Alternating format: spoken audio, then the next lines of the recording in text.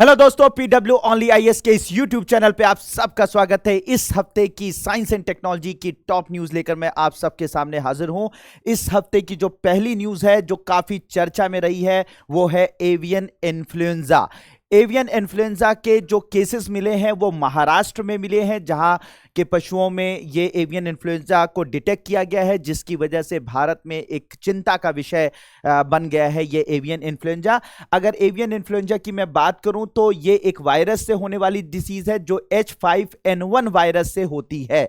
H5N1 virus से होने वाली ये डिसीज होती है और ये डिसीज ज्यादातर पक्षियों को होती है। पक्षियों में ये पाई जाती है और पक्षियों से ही पक्षियों के बीच में, पक्षियों से इंसानों के बीच में और फिर इंसानों से इंसानों के बीच में ये फैलती है। मैं समझ लीजिए मैंने क्या बताया। ये जो इन्फ्लुएंजा है, ये जो बीमारी है, जो वायरस से होने वाली बीमारी है, ये वायरस वाली बीमारी पक्षियों में होती है, पक्षियों से पक्षियों में फैलती है, फिर पक्षियों से इंसानों में फैलती है और फिर इंसानों से इंसानों में फैल सकती है। अगर इस इन्फ्लुएंजा की अगर बात की जाए तो ये इससे प्रभावित क्या होता है, तो प्रभावित होता है इससे फेफड़े, इससे श्वसन रोग हो जाता है। अगर H5N1 वायरस से आप प्रभावित हुए या कोई भी इंसान प्रभावित हुआ तो उसके फेफड़ों में इंफेक्शन हो जाता है, जिसकी वजह से श्वसन संबंधी जो दिक्कतें हैं वो उत्पन्न होने लगती हैं। यानी कि वो जो पेशेंट है उसको सांस लेने में दिक्कत होने लगेगी, सीने उसको निमोनिया जैसे केसेस हो जाएंगे और निमोनिया जैसा जो सिम्टम्स होते हैं वो होने लगेंगे, खांसी आएगी, जुकाम आएगा और सीवियर बहुत तेजी से बुखार होगा और खांसी वगैरह ये भी इसके सिम्टम हो सकते हैं। और कभी कभी बहुत, वैसे तो ये नॉर्मली वायरस से होने वाली बीमारी है और ये कुछ दिनों के अंदर अगर आपने जो इसके सिम्टम्स आए अगर उसकी रोकथाम सही तरीके से कर ली तो फाइनली इसके सिम्टम जो है वो कुछ दिनों के अंदर धीरे धीरे कम होने लगेंगे और उसके बाद आप स्वस्थ हो जाएंगे। लेकिन अगर इसको जो गंभीर, अगर ये गंभीर स्थिति में आ गई, अगर ये बीमारी ने गंभीर रूप ले लिया तो इंसान की जान भी जा सकती है। तो इसके केसेस महाराष्ट्र में देखे गए हैं तो ये अभी भारत के लिए एक चिंता का विषय बन गया है। दूसरा जो है, इस बार फिर दूसरा जो न्यूज़ है वो फिर से एक हेल्थ इशू को लेकर ही है। एक हेल्थ इशू वार्निंग जारी की गई है ह्यूमन मेटान्यूमो वायरस के लिए। तो पूरी दुनिया में, खासकर कि चाइना में, अमेरिका में और इस तरीके से अब भारत में भी ह्यूमन मेटान्यूमो वायरस के जो केसेस हैं वो मिलने लगे हैं। बहुत तेजी से ये बीमारी फैल रही है। अन्य देशों में तो बहुत तेजी से फैल रही है। भारत में इसके अभी तक जो है वो 10-11 केसेस जो है वो रिकॉर्ड किए गए हैं। ह्यूमन मेटान्यूमो वायरस एक तरीके से बात की जाए तो ये एक वायरल डिसीज है, नाम ही से पता चल रहा है ये वायरस से होने वाली यानी विषाणु से होने वाला रोग है और ये ज्यादातर छोटे बच्चों को होता है। 14 साल से छोटे बच्चे होते हैं उनको ये बीमारी लगती है। लेकिन जरूरी नहीं कि 14 साल ये जो वायरस है 14 साल से छोटे बच्चों को ही अफेक्ट करे, बल्कि साथ ही साथ जो बड़े बूढ़े लोग हैं यानी कि जिनकी एज 60 साल से ऊपर है उनको भी ये प्रभावित कर सकती है। इसके अलावा वो इंसान जिनका इम्यून सिस्टम कमजोर है, रोग प्रतिरोधक क्षमता कमजोर है, जैसे कि कैंसर के पेशेंट है, ट्यूबरक्लोसिस टीबी के पेशेंट हैं, इसके अलावा और भी जो लोगों के शरीर में किसी कमी की वजह से इम्यून सिस्टम उनका कमजोर है, रोग प्रतिरोधक क्षमता है, उनको भी ये बीमारी हो सकती है। ठीक है, डायबिटीज के पेशेंट है। तो 14 साल से कम उम्र के लोगों में ये बीमारी होती है। 60 मतलब ये वायरस उनको अफेक्ट करता है। 60 साल से ज्यादा लोगों को, साथ ही साथ इम्यूनो कंप्रोमाइज जो इम्यून सिस्टम जिनका कमजोर है उनको ये बीमारी, ये वायरस लग सकता है और ये बीमारी फैला सकता है। अब ये वायरस किसको प्रभावित करता है, यानी HMPV वायरस जो है, जो ह्यूमन मेटान्यूमो वायरस है, तो ये ह्यूमन मेटान्यूमो वायरस जो है, HMPV वायरस जो है वो किस अंग को प्रभावित करता है, तो ये भी हमारे फेफड़ों को प्रभावित करता है। ज्यादातर ये फेफड़ों को प्रभावित करता है। फेफड़ों में ये क्या करता है कि फेफड़ों में एक तरीके से कह सकते हैं कि कंजेशन कर देता है, निमोनिया कॉज कर देता है। निमोनिया में क्या हो जाता है, फेफड़ों में स्वेलिंग आ जाती है, फेफड़ों में पानी भर जाता है, जिससे क्या होता है हमारी बॉडी में जब ऑक्सीजन सही अमाउंट में नहीं जा पाती है, ठीक है, या सही अमाउंट में नहीं रह पाती हमारे फेफड़ों के अंदर, जिससे सांस लेने में दिक्कत होने लगती है, ऑक्सीजन की कमी होने लगती है और फिर ऑक्सीजन की कमी की वजह से एक गंभीर अवस्था हो सकती है या मौत हो सकती है। तो एक सीरियस कंसर्न है एचएमपीवी वायरस का। ये जो मतलब इस तरीके से कह सकते हैं कि इस वक्त जो फैलाव हो रहा है पूरी दुनिया में, ये एक गंभीर चिंता का विषय बना हुआ है।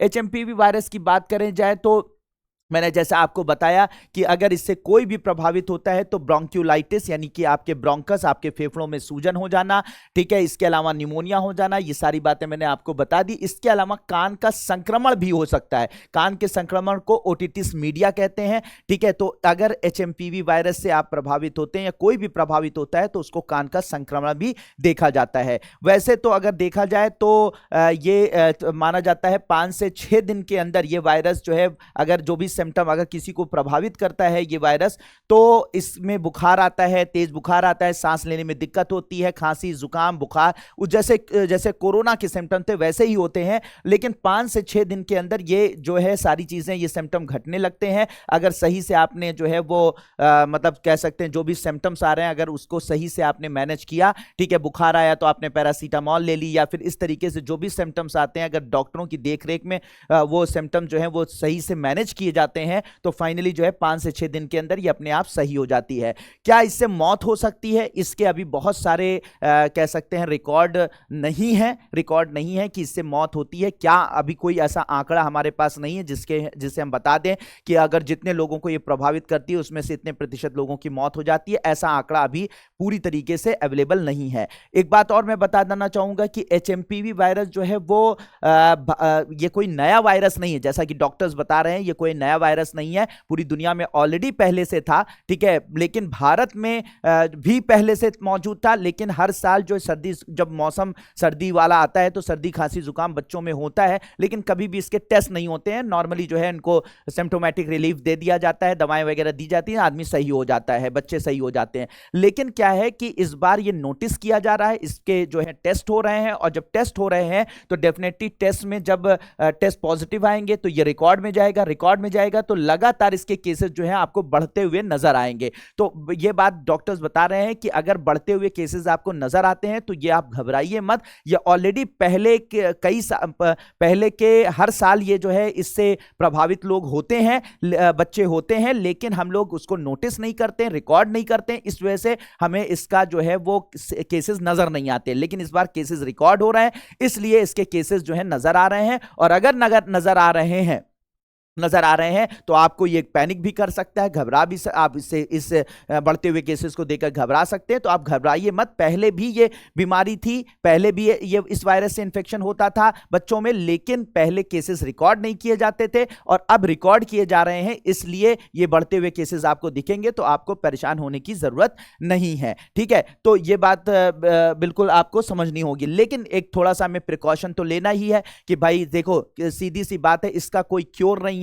अगर एचएमपीवी वायरस से कोई भी बच्चा प्रभावित होता है या कोई भी व्यक्ति प्रभावित होती है तो इसका कोई भी उपचार नहीं है। एंटीबायोटिक्स वगैरह इसमें थोड़ी बहुत असर करती हैं सिम्प्टोमेटिक रिलीफ देने के लिए, लेकिन यानी कि बुखार उखार अगर हो रहा है तो उससे सिम्टम्स को से रिलीफ हो जाता है। लेकिन इसके अलावा जो है कोई मतलब ऐसा एंटीबायोटिक या एंटीवायरल दवा नहीं है, कोई वैक्सीन नहीं है जो इसको इस बीमारी से बचा सके। तो भाई सीधी सी बात है कि हमें जो प्रिकॉशन लेना होता है, precaution is better than cure, यानी कि अगर हम सावधानी बरतें तो वही सबसे बेहतर तरीका है। तो पब्लिक प्लेस से वही सावधानी हमें बरतनी है जो कि हमने कोरोना में मतलब वो बरती थी। मतलब हमें अगर कहीं पर भी पब्लिक प्लेसेस पर जा रहे हैं तो मास्क लगा कर जाएं, बच्चों को जो है वो पब्लिक प्लेसेस पर ना लेकर जाएं, साथ ही साथ जो है वो बाहर से आए तो हाथ धुलें।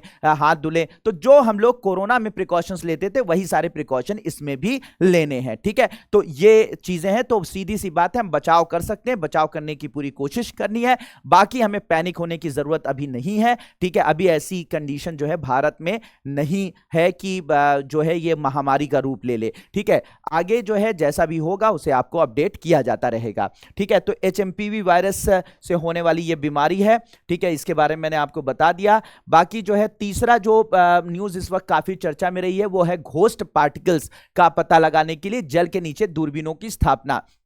तो अभी हाल घोस्ट पार्टिकल्स, इन्हें न्यूट्रिनो भी कहा जाता है। घोस्ट पार्टिकल्स को क्या बोला जाता है? न्यूट्रिनो भी कहा जाता है। घोस्ट पार्टिकल्स की अगर बात की जाए बच्चों, तो ये पूरे ब्रह्मांड में पाया जाने वाला वो सबसे ज्यादा जो कण पूरे ब्रह्मांड में सबसे ज्यादा पाए जाते हैं, उनमें से एक कण जो है वो क्या है? न्यूट्रिनो है। न्यूट्रिनो जो है ब्रह्मांड में पाया जाने वाला सबसे ज्यादा पाया जाने वाला कणों में से एक है। लेकिन इसे घोस्ट पार्टिकल क्यों कहते हैं? क्योंकि इसको डिटेक्ट करना, इसकी पहचान करना, इसको जो है वो इसके बारे में पता कर पाना, इसको ऑब्जर्व कर पाना बहुत मुश्किल होता है। ठीक है, क्यों मुश्किल होता है? ये असल में ये जो न्यूट्रिनो होता है, ये अगर बात की जाए तो ये इलेक्ट्रॉन्स की तरह, जैसे इलेक्ट्रॉन, प्रोटॉन, न्यूट्रॉन आपने सुना होता ना होगा कि जिससे एटम बनते हैं, तो ये इलेक्ट्रॉन्स की तरह से होता है, इलेक्ट्रॉन्स की तरह से होता है, लेकिन इस पर कोई चार्ज नहीं होता है, और साथ ही साथ इसका जो मास होता है, इसका जो द्रव्यमान होता है वो भी जीरो होता है।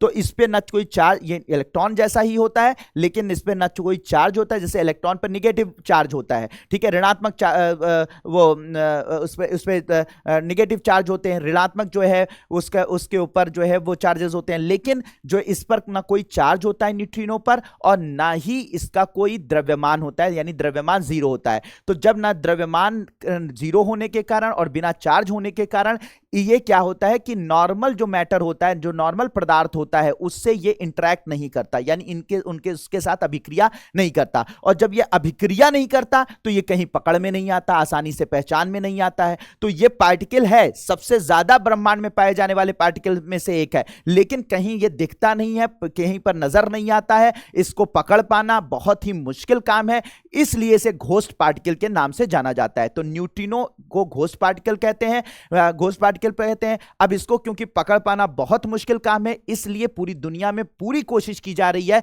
कि इस न्यूट्रिनो को पकड़ा जाए, इस न्यूट्रिनो को देखा जाए, इसकी जो कह सकते हैं इसके जो फीचर्स हैं उसको समझा जाए। अब आपका सवाल यह होगा कि आखिर क्यों समझा जाए, क्या जरूरत है इसे समझने के लिए? क्योंकि यह सबसे ज्यादा पाया जाने वाला पार्टिकल भी है और सबसे पुराना पार्टिकल भी है। यानी जब ब्रह्मांड का निर्माण हुआ था तो ब्रह्मांड के निर्माण के समय से यह बना हुआ पार्टिकल है, ये कण है। ठीक है, और इसके अलावा अभी भी ये लगातार बन रहा है। कहीं पर भी ब्लैक होल, ये ब्लैक होल्स कहीं पर बनते हैं, कहीं पर न्यूट्रॉन स्टार्स होते हैं, कहीं पर ब्लैक होल होते हैं, या कहीं पर जो है किसी तारे की मृत्यु होती है, जैसे सुपरनोवा विस्फोट कहते हैं। तो ऐसी हर कंडीशन में इनका निर्माण होता है, न्यूट्रिनो का निर्माण होता है।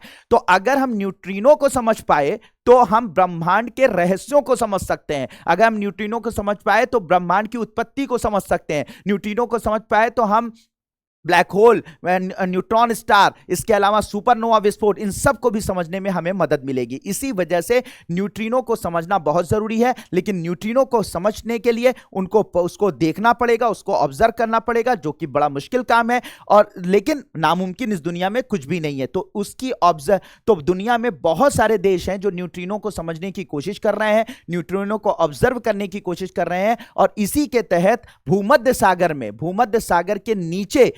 सागर के नीचे जो है 2 ऑब्जर्वेटरी बनाई गई हैं, 2 टेलीस्कोप लगाए गए हैं, जिनकी मदद से, ऑब्जर्वेटरी हैं, वेधशालाएं हैं जिनको बनाया गया, जिसकी मदद से हम इन न्यूट्रिनो को ऑब्जर्व करेंगे, उनको पकड़ने की कोशिश करेंगे, उनके जो लक्षण हैं, उनके जो फीचर्स हैं, उनको समझने की कोशिश करेंगे। क्या भारत में भी ऐसा कोई ऑब्जर्वेटरी है जहां पर न्यूट्रिनो की समझने की कोशिश की जा रही है? बिल्कुल है। भारत में बनाई जा रही है, एक बहुत ही वेल डेवलप्ड ऑब्जर्वेटरी बनाई जा रही है, जो आईएनओ भारतीय न्यूट्रिनो वेधशाला के नाम से जानी जाएगी। इसे थेनी तमिलनाडु में बनाया जा रहा है। तो थेनी तमिलनाडु में भारतीय न्यूट्रिनो वेधशाला बनाई जा रही है, जो कि इस न्यूट्रिनो के इसके वैज्ञानिक अवधारणाओं को समझने की कोशिश की जाएगी। यह भी भूमिगत होगी, एक टनल, एक काफी सुरंग जैसी जगह है, वहां पर इसको बनाया जा रहा है। ठीक है, और इसको कौन वित्त पोषित कर रहा है, कौन पैसे दे रहा है, कौन फंड कर रहा है? परमाणु ऊर्जा विभाग तथा विज्ञान एवं प्रौद्योगिकी विभाग इसको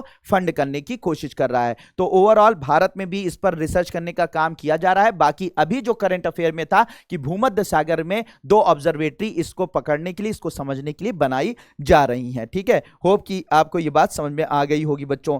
फिर उसके बाद बात करें तो अभी कैंसर के उपचार के लिए इंजेक्टेबल हाइड्रोजेल, ठीक है, आईआईटी गुवाहाटी और बोस इंस्टीट्यूट, ठीक है, आईआईटी गुवाहाटी और बोस इंस्टीट्यूट कोलकाता ने एक हाइड्रोजेल विकसित किया है। ये जो हाइड्रोजेल है, ठीक है। ये हाइड्रोजेल कैंसर के उपचार में काफी सहायक होगा। हाइड्रोजेल आप समझ सकते हैं कि एक जेल जैसा मटेरियल होता है। जेल तो आप लोग समझते होंगे, जेल जैसा मटेरियल होता है और जो कि पानी को अवशोषित करके फूल जाता है, तो इसे हाइड्रोजेल कहते हैं। तो एक ऐसा हाइड्रोजेल विकसित किया है आईआईटी गुवाहाटी और बोस इंस्टीट्यूट कोलकाता ने, जो क्या करेगा, कैंसर की दवाओं को अवशोषित कर लेगा। और जब इस हाइड्रोजेल का उपयोग, ये क्योंकि कैंसर की दवाओं को अवशोषित कर लेगा, और जब इस हाइड्रोजेल को कैंसर कोशिकाओं पर मतलब इसको रखा जाएगा या इसको भेजा जाएगा या उसको भेजा जाएगा, तो ये बहुत ही आसानी से जो है वो कैंसर कोशिकाओं पर, जो कैंसर सेल्स होती हैं, उन पर दवा रिलीज करेगा, जो उसमें दवा रिलीज करेगा। और वो दवाएं क्या करेंगी, जब बहुत अच्छे से रिलीज होंगी कैंसर सेल्स पर, तो कैंसर सेल्स को वो मार देंगी। तो जो कीमोथेरेपी में जो दवाएं दी जाती हैं, जिसमें केमिकल्स, कीमोथेरेपी में हम लोग क्या करते हैं, केमिकल्स की मदद से कैंसर सेल्स को मारते हैं, ठीक है। तो वही जो कीमोथेरेपी की दवाएं हैं वो हाइड्रोजेल के साथ मतलब हाइड्रोजेल जो है उन कीमोथेरेपी में यूज दवाओं को अवशोषित करके, ठीक है, अवशोषित करके कैंसर कोशिकाओं पर जब रखा जाएगा या उसको अप्लाई किया जाएगा, तो अब बहुत ही तेजी से ये कैंसर सेल्स पर ये दवाएं जो है वो रिलीज होंगी, और फिर कैंसर सेल जो होंगी उन दवाओं के संपर्क में आते ही जो है वो मर जाएंगी, डेड हो जाएंगी, जिससे कैंसर फैलने से रुक जाएगा। तो इस चमत्कारी जो है वो हाइड्रोजेल को, इंजेक्टेबल हाइड्रोजेल को जो है विकसित किया गया है। अच्छा, इंजेक्टेबल हाइड्रोजेल है तो बॉडी में इसको इंजेक्ट किया जा सकेगा, और ये बॉडी में जाएंगी और कैंसर सेल्स पर जो है दवा रिलीज करेंगी, और जब दवा रिलीज करेंगी कैंसर सेल्स मर जाएंगी, ठीक है। तो कैंसर सेल्स के उपचार के लिए ये हाइड्रोजेल को विकसित किया गया है, जिससे कि सटीक दवा वितरण हो। जो लिखा है मैंने ना बताया आपको कि सटीक दवा सीधे कैंसर सेल्स पर ये जाएंगी, कैंसर सेल्स पर जो है वो दवाओं को रिलीज कर देंगी, जिससे हाई अमाउंट में दवाएं रिलीज होंगी, और फाइनली जो है कैंसर कोशिकाएं मृत हो जाएंगी। तो होप मेरे प्यारे बच्चों, इस हफ्ते की ये जो टॉप साइंस न्यूज़ है आपको बहुत अच्छे से समझ में आई होंगी, इनके बारे में बहुत अच्छे से आपको जानकारी मिली होगी। तो आज के लिए इतना ही, मिलते हैं नेक्स्ट वीक में नई खोजों के साथ, नई जानकारियों के साथ, नए करंट अफेयर के साथ। तब तक के लिए thank you so much and may God bless you all.